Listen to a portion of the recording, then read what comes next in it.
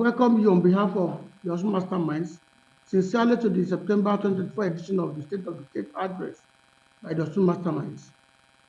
Having been frontally involved in advocacy for good governance and implementation of correct public policies for over 2 years, we are convinced that as a group, we no longer need introduction. Today, we have come with sad and angry faces to address key issues affecting not just Osun State, but the entirety of Nigeria. We have come here today to frontally address poor policies that are today making a sorry mess of the lives of all Nigerians. The pain and agony that Nigerians currently feel, all of us here inclusive, demand that all men and women of good conscience arise to speak truth to the people in power. You will recall that in our past addresses, we addressed several poor policies that the federal and state governments were pursuing based on our belief that such poverty of ideas will only lead us into the biting hardship that we see today. The hardship we thus currently experience, being a direct result of the poor policies we warned about earlier, must be condemned in strong terms and solution provided. We will address this issue in two directions: the federal government and the Osun State government, federal government. When on May 29, 2023, President Bola Ahmed Tinubu boldly declared the removal of free subsidy, we held our breath. It was too early to speak because we expected that his government would follow up with several proactive measures that will keep the possible implications in check. Part of the implications that we foresaw was rising costs of commodities due to rising costs of transportation, occasioned by rising costs of petrol. We expected that policies that will counteract those fallouts will hastily be implemented to protect Nigerians from the hardship we experience today. To make matters worse, the federal government, through the Central Bank of Nigeria, CBN, also decided to float the naira, leaving it to the whims and caprices of market manipulators, speculators, and hawks. While a market-driven pricing of the naira would be ideal, the peculiarities of our character as Nigerians soon negated whatever possible good outcomes we could get. The foreign exchange rate dealt a hit blow on the common man because Nigeria has remained as export dependent as it always was before the floating of the naira. In fact, we just said that Nigeria's export dependence has worsened when we compare a 2.4% annual population growth with a meager 1.8% agricultural value growth.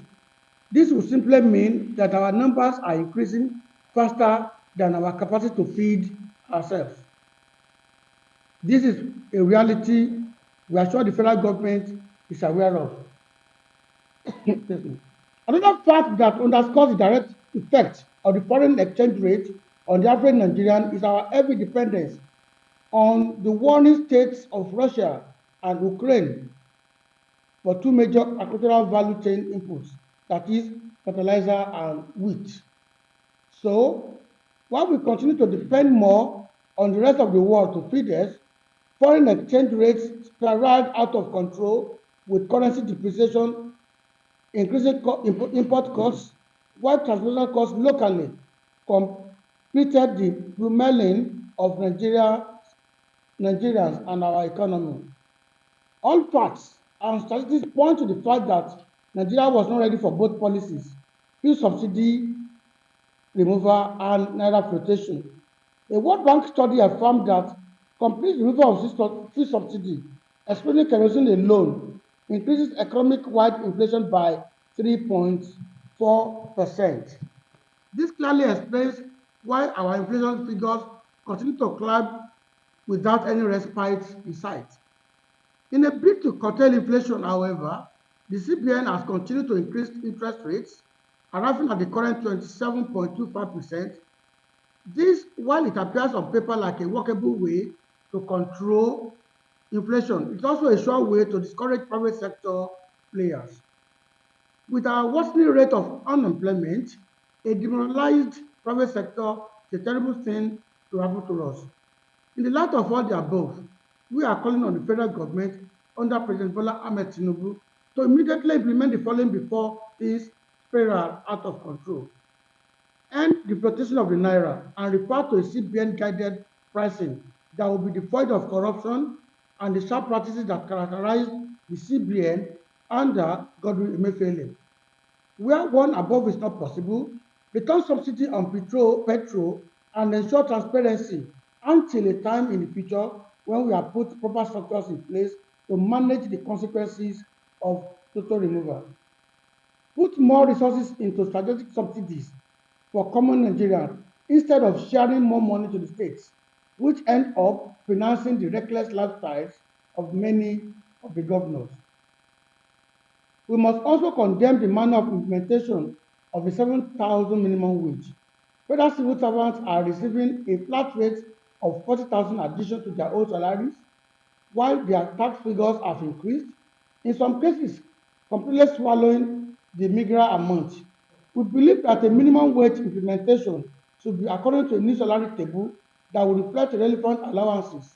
We believe the flat rate addition shortages civil servants who are suffering the biting effects of the economic issues mentioned above. The state government. We remain well informed about rising revenue accruing to the Osun State government from the covers of the federal government. However, we are saddened by the fact that rising revenue has not translated to overall human and infrastructural development. Instead, it has led to executive recklessness and irresponsible spending. Some months ago, we raised questions about the quantum of funding being pumped into the House of Assembly for no clear reason. In 2024 alone, the Osun State House of Assembly has spent close to 2 billion naira, according to the budget performance report of the Osun State government itself. Yet, the renovation of the House of Assembly quarters that was commenced more than 6 months ago has been abandoned. The quarters, with their roofs now open to the elements, have been abandoned for more than 3 months. While the contract for the renovation was itself shrouded in secrecy, abandoning the project while its sums continue to go to the covers of the assembly suggests profligacy and raises questions about the fiscal transparency of the Adeleke government. Aside from the assembly quarters, the gatehouse reconstruction of the same House of Assembly complex has been abandoned for about the same period. Yet, money continues to flow into the covers of the assembly in hundreds of millions. While several productive sectors of the state, including agriculture, tourism, and a host of others, continue to be underfunded, the House of Assembly is getting humongous sums for doing next to nothing, yet abandoning its projects. This is the same House of Assembly where 26 members of the House received SUVs worth over 50 million naira each, while Osun State indigenes are hungry. This is irresponsible and must be condemned by all and sundry. While the federal government is being pressured to implement the right policies, state governments cannot continue to be irresponsible, expending billions of state resources on frivolities that have no direct bearing on the well-being of the people. We must also put on record that we are keenly watching the approach with which the Osun State government will implement the 70,000 minimum wage. Civil servants must not be shortchanged under any guise after all of the hardship they currently face. It is also worthy of mention the ongoing issues in the gold mining sector in the state. It is sad that the state government has over the years prioritized revenue over the proper management of the environment around the mining sites. It is also sad that the state government released where it accused Shegilola of several infractions prioritized earnings over proper management of the environment. We are currently bothered about the environmental degradation ongoing in Nigeria land, and the Osun State government must immediately do something about this. The state government must also immediately rein in big figures in society who are known to be involved in gold mining activities ongoing in Dishaland. We cannot continue to pay lip service to the correct management of our environment. Conclusion. We thank you most sincerely for attending this month's State of the State address. We implore policymakers and the general public to take our contributions as constructive input from very concerned citizens and act with dispatch to address the issues we have raised in Osun and Nigeria succeed. Thank you very much.